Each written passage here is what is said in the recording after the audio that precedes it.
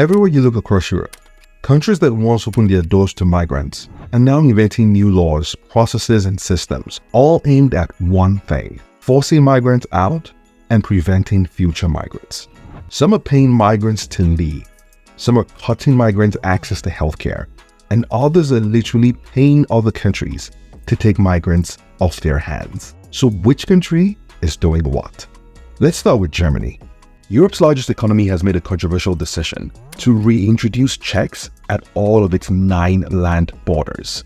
Germany plans to reintroduce controls at all land borders from next week. The measure will be enforced for an initial period of 6 months. The government says it's part of efforts to tackle irregular migration and to protect the public. Now, this move is groundbreaking because it goes against one of the core principles of the European Union, which is free movement across national borders. So, in other words, Germany's move is seen by some as threatening to undermine the European Union itself, which is why the Polish Prime Minister, Donald Tusk, has described it as a systematic suspension of Schengen and a contravention of European law. But that's not all Germany is doing. It is also tightening its asylum and residency laws, including lowering the threshold for severe deportation and expanding the criteria for excluding individuals from asylum or refugee status.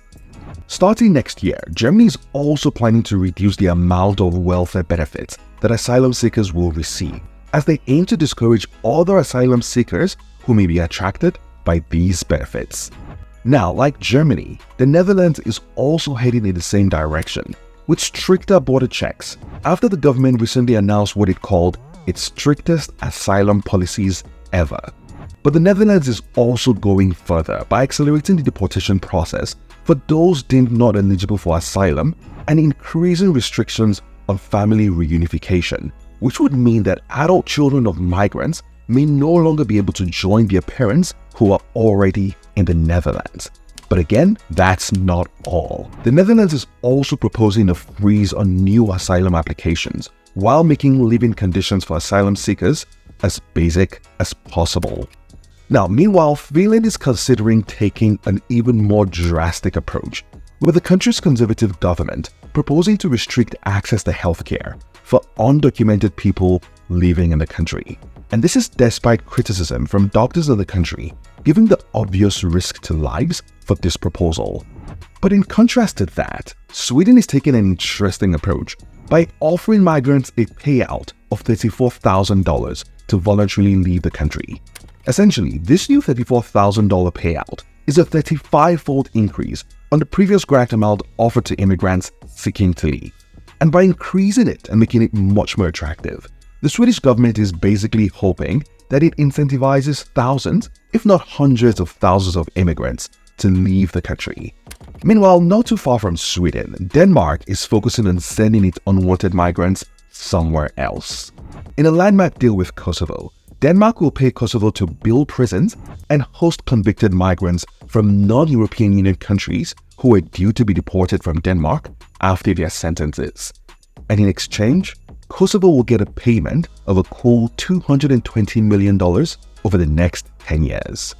Now, while these individual policies and approaches are happening across different countries, there's also a broad overarching shift in policy by the European Union itself, which has changed its laws over the past year, all in a bid to slow down migration. For starters, the new rules are designed to speed up the asylum process, which would also speed up the process of sending irregular migrants back to their home countries. Asylum requests will also now be reviewed and processed within a maximum of 12 weeks. And in cases where asylum applications are denied, the asylum seekers will be forcibly returned to their home country within the same 12-week period. It also means that migrants will now be subjected to much tougher pre-entry screening procedures within the first 7 days of landing in an EU country, and this would include health and security checks. But that's not all, because the new rules are also designed to ensure that any asylum claims with low chances of being accepted are processed even faster, without necessarily admitting the asylum seeker into EU territory. And those asylum seekers will now be placed in detention centers close to the EU's external borders, which ensures that they can be deported even quicker. These policies, which range from humane in the case of Switzerland offering to pay migrants to voluntarily leave, and incredibly questionable and risky, like Finland limiting access to healthcare, all suggest that European countries might have reached a tipping point on migration. But here's the thing. Data might actually suggest otherwise. For instance, the number of irregular border crossings into the European Union in the first 7 months of 2024 actually fell by 36% before most of these policies became operational. And so, as it turns out, while these policies are truly about reducing social and economic pressures in these European countries, they're also about good old politics. The first thing to understand is that conservative far-right parties are gaining momentum across Europe, as evidenced by recent election results. In fact, national conservative and far-right parties are now in government in half a dozen of the EU's 27 member states. The second thing to understand is that these far-right parties often push for tougher migration rules as one of their key campaign policies. And the thing is, these parties are suddenly becoming more and more popular with voters during elections, especially given the growing anti-immigration sentiment among European citizens over the past few years. So essentially, one reason these centrist and left-leaning parties in Europe are now looking to outdo each other by introducing these tough immigration measures is to keep their voters happy and hopefully stay in power.